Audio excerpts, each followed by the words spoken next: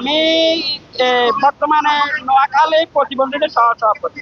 আমি এখানে এসেছি যে মানববন্ধনটা নোয়াখালীর সাথে যে বৈষম্যগুলো হইতেছে এগুলা নিয়ে সিটি কর্পোরেশন আর নোয়াখালী বিভাগকে নিয়ে আর নোয়াখালীর যে উন্নয়ন ধারাগুলা এগুলা সরকার রাষ্ট্রীয়ভাবে চালাইতেছে না, দিতেছে না। এই জন্য নোয়াখালী বিভাগ হওয়ার যোগ্য, কেননা আমাদের যে ক্যাটাগুলি এইগুলা যদি আমাদেরকে উন্নয়নের সাথে বিভাগের সাথে যদি যুক্ত করেন নোয়াখালী বিভাগ হয়, তাহলে রাষ্ট্রের এমনকি বাংলাদেশের একটা উন্নয়নের দ্বারার দিকে এগিয়ে যাবে।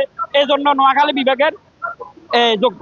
নোয়াখালীরা এখন আপাতত আছে চট্টগ্রাম বিভাগের সাথে। আমরা আমাদেরটা যেহেতু একটা জেলা হয়েছে, প্রত্যেকটা জেলার একটা নামকরণ আছে, প্রত্যেকটা জেলার একটা সম্মান আছে, প্রত্যেকটা জেলার একটা আত্মবিশ্বাস আছে, প্রত্যেকটা জেলার একটা গুণ আছে। ওই গুণ অনুযায়ী আমাদেরকে একটা বিভাগ অবশ্যই দেওয়ার দরকার। ধরেন আপনি আমার তো প্রশ্ন করতেছেন যে নোয়াখালী বিভাগ কোন কোন ক্যাটাগরির জন্য।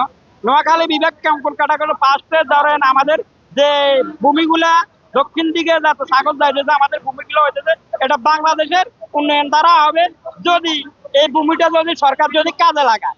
হ্যাঁ, সরকারের ক্যাটাগরির মধ্যে নকশার মাধ্যমে যে যে উন্নয়ন গুলোর দরকার, যে ঘাটির দরকার, যে সাগরের সাথে যে ঘাটগুলো দরকার, যেগুলো সাজাবার দরকার, ওইগুলা বাংলাদেশ থেকে উন্নয়ন হবে, এমনকি নোয়াখালীর উন্নয়ন হবে।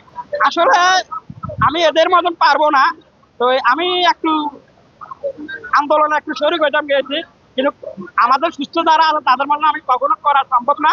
ধরেন তারা এখান থেকে অনেক টাইমে অনেক জায়গায় আন্দোলনে যাবে। আমি এই জন্য এসেছি যে আমার পাশাপাশি যেন আমার একটা কথায় আমার নোয়াখালীটা যেন বিভাগ হয়। সরকার অবশ্যই এটাকে দেখবে, আর এটাকে দেখার জন্য আমরা গৌরবান্বিত।